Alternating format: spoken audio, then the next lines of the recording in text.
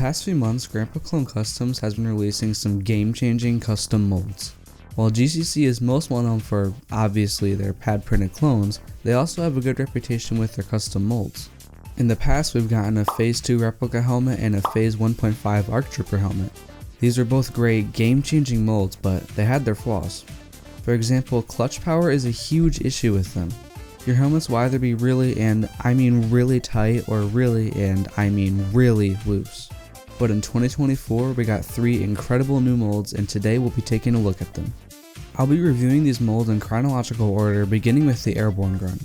This fig released back in January, starting off the year promisingly. The Phase 2 replica helmet had some shaping inaccuracies, so that was my biggest worry with this mold. I was very pleasantly surprised when I saw how indistinguishable it was compared to LEGO's official mold.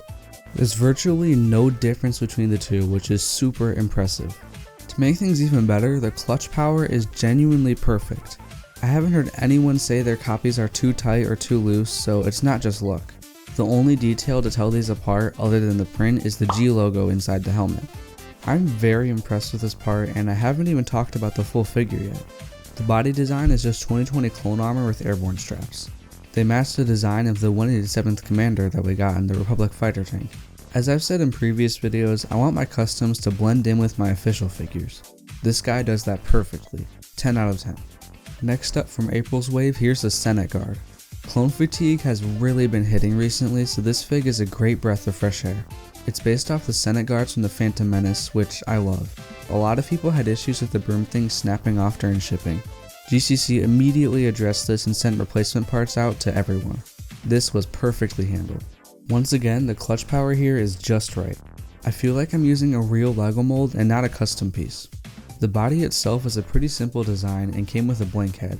I think that was a good move because customers can put any flesh tone or gender under the helmet. 10 out of 10 fig. Lastly is the Praetorian Guard mold. I haven't gotten this part or the set it's for yet, so I'll be handing it off to my good friend Blaze Bricks to review. Take it away, Commander. Hey YouTube, Casey here, and if you haven't picked up this latest Mandalorian set, then you're really missing out.